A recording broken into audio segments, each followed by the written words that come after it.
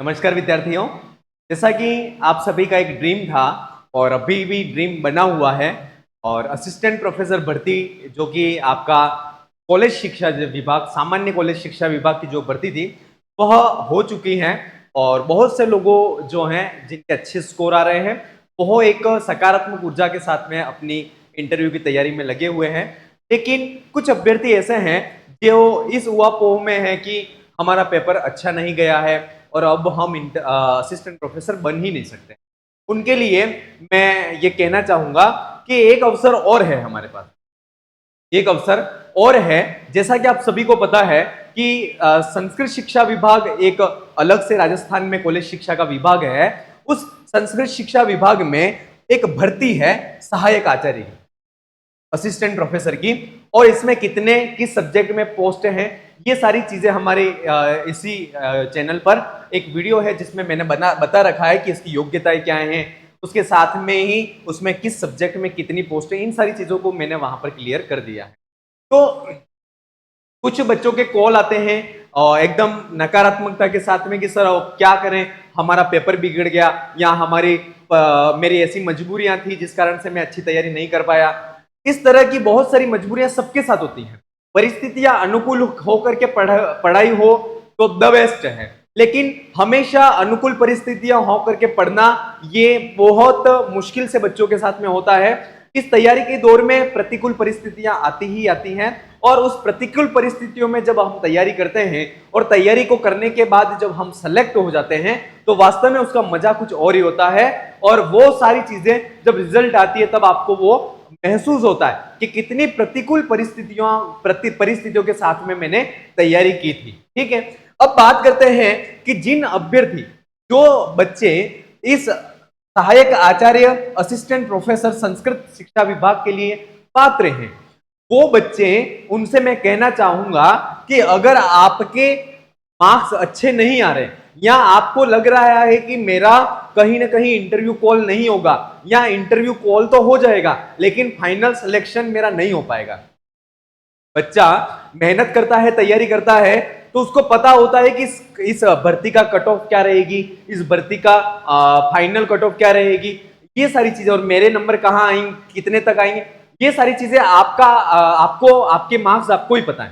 ठीक है, तो आपको अगर ये लगता है कि मेरा सिलेक्शन इंटरव्यू कॉल तक ही होना है, फाइनल सिलेक्शन अगर मुझे 24 में से 20 नंबर भी दे देते हैं, 24 में से 20 नंबर भी मेरे को दे देते हैं, तब मेरा फाइनल सिलेक्शन नहीं होना है, ये चीज अगर आपको पता है ना, या फिर आपको पता है कि मेरा फाइनल सिलेक्शन नहीं होना है, तो मैं उनसे कहना चाहूंगा कि आपके पास एक अच्छा अवसर है। 2 महीने के आसपास, लगभग सितंबर में शायद इसका एग्जाम है, तो 2-3 महीने आपके पास हैं, तो आपको इसकी तैयारी करनी चाहिए।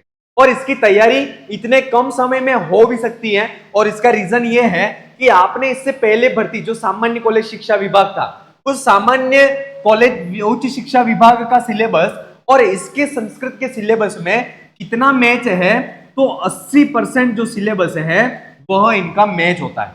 कितना परसेंट? 80% जो सिलेबस है वो मैच होता है। देखिए इसमें जो है वह, इस भर्ती की बात करें तो इसमें जो सिलेबस है संस्कृत जो है, उस संस्कृत को 3 भागों में बांटा गया है। कितने भागों में बांटा गया था? 3 भागों में। एक तो है, वह है, पहला जो भाग इसका किया था वह था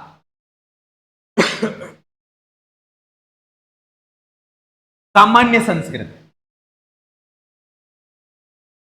पहला जो भाग किया है वह किया है सामान्य संस्कृत। दूसरा इसका जो भाग किया था वह किया था संस्कृत साहित्य।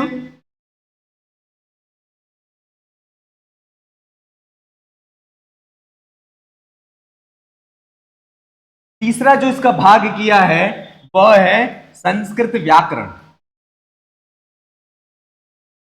तीसरा जो भाग किया था वह क्या है? संस्कृत व्याकरण। तो ये संस्कृत के 3 पार्ट इन्होंने किए हैं और तीनों पोस्ट में अलग अलग, तीनों विषयों में अलग अलग पोस्ट हैं। तो अपन जो आज बात कर रहे हैं वह सामान्य संस्कृत की बात कर रहे हैं। और सामान्य संस्कृत के विषय की बात कर, सिलेबस की बात कर रहे हैं, क्लियर। तो उसमें मैं कहना चाहूंगा कि उस भर्ती का सिलेबस और इस भर्ती का सिलेबस कितना मैच होता है, तो 80% सिलेबस मैच है। सिर्फ और सिर्फ जो 20% सिलेबस है वह 20% सिलेबस ही आपको अलग से पढ़ना है। कितना परसेंट पढ़ना है?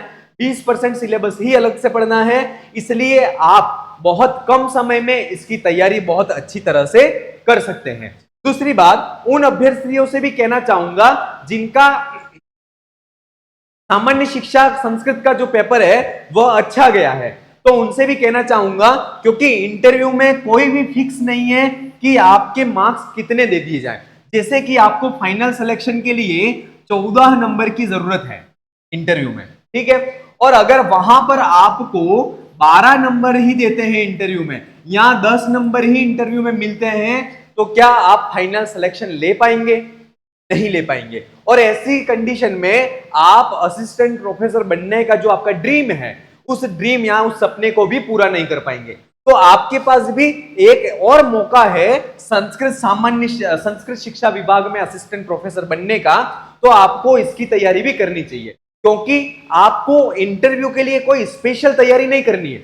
इंटरव्यू में आपको क्या तैयार करना है, तो आपको पता ही है कि आपको इंटरव्यू में आपके सब्जेक्ट की ही तैयारी करनी है।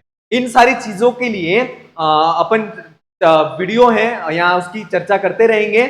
वीडियो के डिस्क्रिप्शन में जो टेलीग्राम का लिंक है, जो व्हाट्सएप ग्रुप का लिंक है, उस ग्रुप में आप ऐड हो जाइए। तो कुछ भी अपडेट होगी, इंटरव्यू से रिलेटेड होगी या नई भर्तियों से रिलेटेड कुछ अपडेट होगी, तो आपको वहां पर उसकी अपडेट मिल जाएगी, ठीक है। तो इंटरव्यू के लिए आपको कहीं कोई ज्यादा मेहनत करने की जरूरत नहीं है। अगर आप इस एग्जाम की तैयारी करते हो तो आपका 80% सब्जेक्ट है वो तो रिवीजन होता रहेगा। 20% सब्जेक्ट और है जो कि व्याकरण से संबंधित है, संधि है, समास है, कारक है, उससे संबंधित है। तो हो सकता है आपको इंटरव्यू में संधि, समास, कारक इनके प्रश्न भी पूछे जाएं, तो आपको अलग से कहीं कोई मेहनत करने की जरूरत नहीं पड़ेगी। इसलिए जिनके नंबर अच्छे आ रहे हैं, जिनको थोड़ा सा अपना कॉन्फिडेंस या वो खुद भी हुआ पोम है कि मेरा सिलेक्शन होगा नहीं होगा, तो उनको भी इस एग्जाम की तैयारी करनी चाहिए, ताकि एक सिलेक्शन हो ना हो, लेकिन आपका सब्जेक्ट जो है वह इस बहाने से जरूर अपडेट होगा, ठीक है। चलिए अब बात करते हैं कि इस सामान्य संस्कृत शिक्षा विभाग है, उस सामान्य संस्कृत शिक्षा विभाग का जो फर्स्ट पेपर है ना, उस फर्स्ट पेपर की बात करते हैं कि फर्स्ट पेपर जो है उसका सिलेबस क्या है।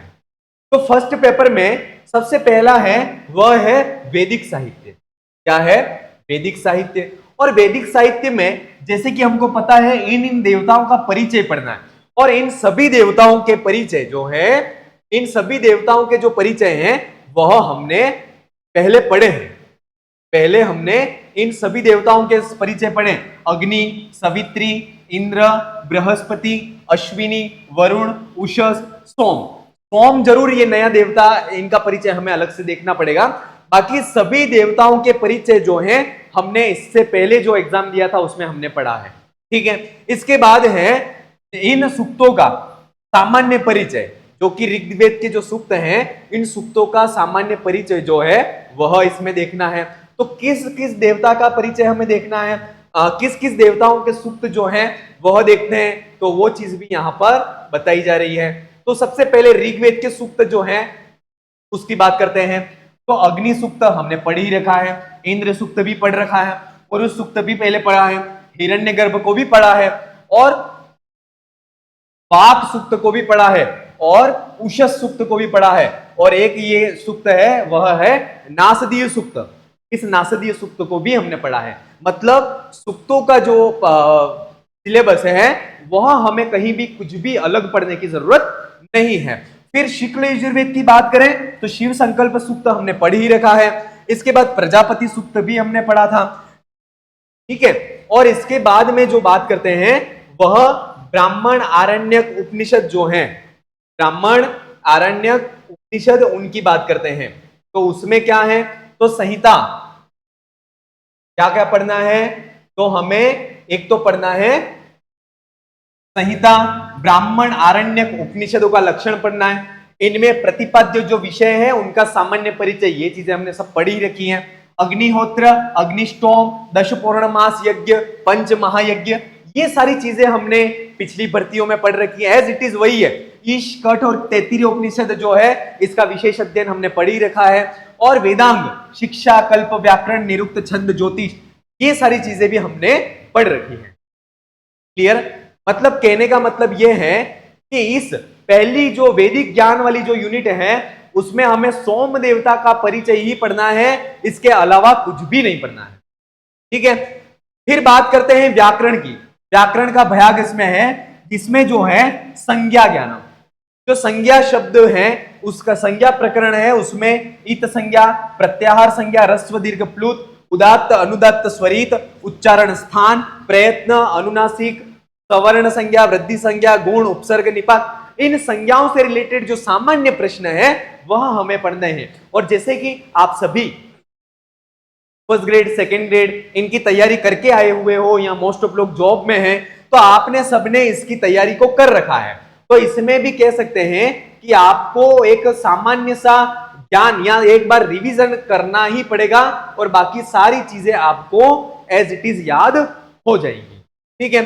फिर संधि जो है वह है, और संधियों का ज्ञान जैसे कि आपको है ही, यण, अयादि, गुण संधि, वृद्धि संधि, पररूप संधि, पूर्व रूप संधि, प्रकृति, ये सारी मतलब स्वर संधि, व्यंजन संधि और विसर्ग संधि। स्वर संधि, व्यंजन संधि और तीसरी जो संधि है वह है विसर्ग संधि। इन तीनों के संधियां और संधियों के सूत्र, ये सारी चीजें भी आपको पता होनी चाहिए और इसकी तैयारी भी आप बहुत कम मेहनत के साथ में कर सकते हैं। ठीक है? इसके बाद आगे बात करते हैं तो शब्द रूप।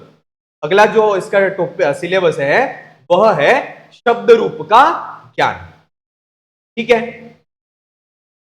अब शब्द रूप में जैसे कि ये सिलेबस में है, राम शब्द है, सर्व शब्द है, हरि शब्द है ना? इन सारे शब्द रूपों का ज्ञान भी हमें करना है। ठीक है? इन सारे शब्द रूप और शब्द रूपों का प्रश्न कैसे बनता है वो भी चीज भी आपको पता है। धातु रूप, परस्मय पद में, आत्मनेय पद में इनके रूप जो हैं वह हमें देख लेने हैं। और इसके बाद जो प्रत्यय हैं, ठीक है, तव्य, तव्य, अनियर, ये सारे चीजें हमने असिस्टेंट प्रोफेसर जो भर्ती हमने पहले अभी तैयारी जिसकी की थी उसमें सारी चीजें हमने इनको देख लिया था। इसके बाद ये स्त्री प्रत्यय को भी देख लिया है, मध्यवर्तीय प्रत्ययों को भी देख लिया है, और इन सारी चीजों को, प्रत्ययों से रिलेटेड सारी चीजें हमने पिछली जो परीक्षा थी उसमें हमने देख लिया था। उसके बाद जो है वह है कारक प्रकरण सिद्धांत कौमुदी के अनुसार।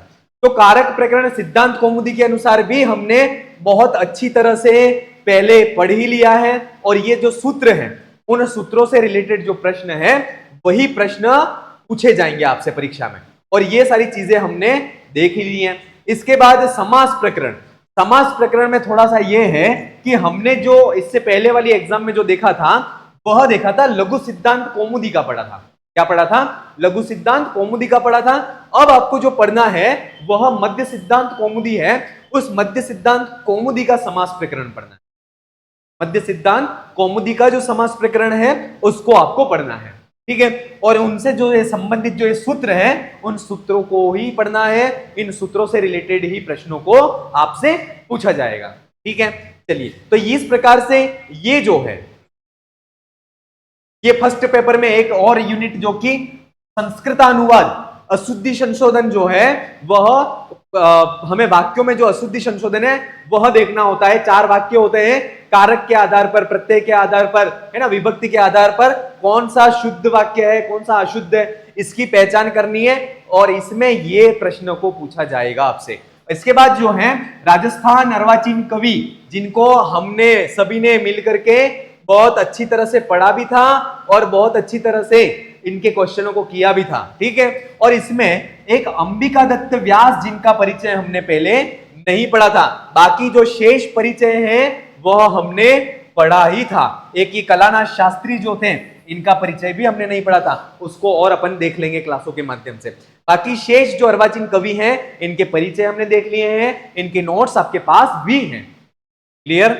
तो इन सारी चीजों को, ये जो बात है वह पहले पेपर की है। तो जैसे कि हमने पहले पेपर को देखा है, तो आपको ये चीज पता चल गई कि हमें कुछ भी नया पढ़ने की जरूरत नहीं है। हमें कुछ भी नया पढ़ने की जरूरत नहीं है, थोड़ा कुछ है, और जितना नया पढ़ना है वह मुश्किल से 10 दिन भी नहीं लगेंगे उसको नया पढ़ने में। बाकी जो शेष सिलेबस है उसको आप रिवीजन करते रहिए। और एक चीज गांठ बांध लीजिए मेरी, कि इस भर्ती एग्जाम की जो कट ऑफ है वह कम रहेगी। क्या रहेगी? कम रहेगी। इसका रीजन यह है कि जिन्होंने तैयारी की थी वो तो पिछली भर्ती में असिस्टेंट सामान्य कॉलेज शिक्षा विभाग में चले गए। अब शेष जो समय में है, उस शेष समय में जितनी तैयारी कर सकते हैं वह सभी एवरेज स्टूडेंट ही हैं, इसलिए इसकी कट ऑफ जो है वह कट ऑफ भी ज्यादा जाने की संभावनाएं नहीं है।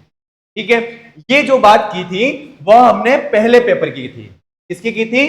पहले पेपर की। अब हम बात करते हैं दूसरे पेपर की। दूसरे पेपर की बात करते हैं। जो दूसरा पेपर जो है उसके सिलेबस की बात करते हैं। तो जो दूसरा पेपर है उसमें देखिए, इन संस्कृत कवियों का परिचय, वाल्मीकि है, अश्वघोष है, भास है, कालिदास, भारवी, इन सारे कवियों का जो परिचय है वह हमने देख रखा है, पढ़ रखा है। सिर्फ आपको जो नया पढ़ना है वह है अंबिका दत्त व्यास का परिचय, पंडित क्षमाराव का परिचय और श्रीधर भास्कर वर्णेकर, इनका जो परिचय है वही आपको नया पढ़ने की जरूरत है। बाकी कहीं पर भी कुछ भी नया पढ़ने की जरूरत नहीं है। सब कुछ मैटर आपके पास है, सब कुछ आपके द्वारा पढ़ा हुआ है। ठीक है, फिर बात करते हैं काव्य प्रकाश को आधार बना करके ये प्रश्न पूछे गए जाएंगे। काव्य प्रयोजन आपको पता ही है, कितने काव्य प्रयोजन आपको पता ही है। काव्य भेद 3 है, आपको पता ही है। काव्य हेतु, शक्ति, निपुणता, अभ्यास, वृत्तियां, रस स्वरूप, रस संप्रदाय, विमर्श, इनसे संबंधित जो है वह प्रश्न जो है वह पूछे जाएंगे। इसमें थोड़ा सा ये वृत्तियां जो हैं, इन वृत्तियों को आपको थोड़ा सा देखना पड़ेगा। और रस संप्रदाय विमर्श, इसको आपने पहले देख ही रखा है। ठीक है, इसके बाद बात करते हैं आगे और क्या आएंगे, तो उदाहरण, अलंकार जो है, उन अलंकारों का लक्षण और उदाहरण जो है वह काव्य प्रकाश के अनुसार आएंगे। तो सारे जो अलंकार हैं वह अलंकार आपने पढ़ रखे हैं, उनके लक्षण आपने बहुत अच्छी तरह से पढ़ रखे हैं।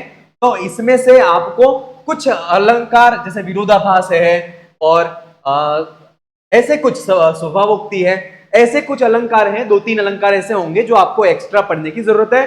बाकी आपको इसमें भी कहीं कुछ एक्स्ट्रा पढ़ने की जरूरत नहीं है। बाकी एक नया टॉपिक इसमें जो ऐड हुआ है वह है छंदसा स्व उदाहरणम लक्षण ज्ञानम, अर्थात छंदों का उदाहरण के सहित लक्षणों का ज्ञान करना। और ये चीज जैसे कि आपको पता है कि आप पिछली फर्स्ट ग्रेड सेकंड ग्रेड में आपने पढ़ रखे हैं, आर्या, अनुष्टुप, बहुत से छंदों के लक्षण तो आज भी आप कॉलेज स्कूलों में पढ़ा रहे हो, तो आपको इनके लक्षण और उदाहरण पता ही है। कुछ लक्षण जो है पथ्यावक्त्रम है, यहाँ रथोद्धता है, इसके बाद है प्रहर्षणी। इन छंदों का प्रयोग मुख्य तौर पर स्कूलों में नहीं किया जाता है। कॉलेज एजुकेशन में, कॉलेज में पढ़ाते समय जरूर किया जाता है, लेकिन स्कूलों में इनका प्रयोग नहीं होता है। तो इनको आप थोड़ा सा अलग से जाकर के पढ़ेंगे तो आपका ये टॉपिक भी क्लियर हो जाएगा। ठीक है, और आपको पता ही है छंदों से रिलेटेड जो प्रश्न पूछे जाते हैं वह किस तरह से पूछे जाते हैं। अब जो बात करते हैं वह है गद्य, पद्य, नाटक और चंपू काव्य। और ये सारी चीजें आपके हैं वह आपने पहले पढ़ ही रखी हैं। रघुवंश, कुमार संभव, किरातार्जुनीयम, शिशुपाल वध, नेषधि चरित्र, बुद्ध चरित्र, सारी चीजें आपने पढ़ रखी हैं, कुछ भी नया नहीं है। इसमें जरूर शिवराज विजय, हितोपदेश और पंचतंत्रम, ये 3 चीजें हैं वह जरूर नहीं जुड़ी हैं, लेकिन ये सिर्फ सामान्य अध्ययन इनका क्या है, इनका सामान्य अध्ययन ही पढ़ना है। हमें ज्यादा डीप में जाकर के हितोपदेश की एक एक कथाओं को नहीं पढ़ना है। ठीक है, ये चीज आपको ध्यान रखना है। फिर नाटकों में बात करें तो उत्तर रामचरित्र, अभिज्ञान शाकुंतलम, स्वप्नवासव दत्तम, मुद्रा राक्षसम, मृच्छकटिकम, ये सारी चीजें भी हमारी पढ़ी हुई हैं। ठीक है, तो इसमें भी कहीं पर हमें कोई दिक्कत है नहीं और ना ही आएगी। अब जो बात करते हैं वह है चंपू काव्य की। अब जो बात करते हैं वह चंपू काव्य, और चंपू काव्य में भी चंपू, नल चंपू और चंपू रामायण, इनका सामान्य अध्ययन। इसके बाद जो है धर्म, संस्कृति, ज्ञान, मनुस्मृति के संदर्भ में धर्म का लक्षण, सामान्य धर्म क्या है, ये सारे जो टॉपिक है, वर्णाश्रम व्यवस्था, षोडश संस्कार, राजधर्म, व्यवहार परिचय, प्रायश्चित, इन सारे विषयों को हमने मनुस्मृति में पढ़ लिया है और इसका जो संबंध होगा, इसका जो टॉपिक होगा वह मनुस्मृति से संबंधित ही प्रश्नों को पूछा जाएगा। ठीक है, इसके बाद जो है वह है पुराण स्मृति ग्रंथ जो है उनका, और कौटिल्य शास्त्र का सामान्य ज्ञान जो है, वो सामान्य ज्ञान मतलब विषय वस्तु परक जो सामान्य ज्ञान है उससे संबंधित प्रश्नों को पूछा जाएगा। इसके बाद है ज्योतिष संबंधी ज्ञान, ये बहुत इंपॉर्टेंट है। ये पूरा जो टॉपिक है वह आपके लिए नया है। अवखड़ा चक्र, अवखड़ा चक्र में पंचांग परिचय, राशि विचार, ग्रह राशि नाम स्वामी ज्ञानम, नक्षत्र, इनका सामान्य अध्ययन, इन अवखड़ा चक्र से इन सामान्य चीजों को आपको ज्योतिष से संबंधित जो है इनको पढ़ना है। इसके बाद बात करते हैं तर्क संग्रह की, है ना।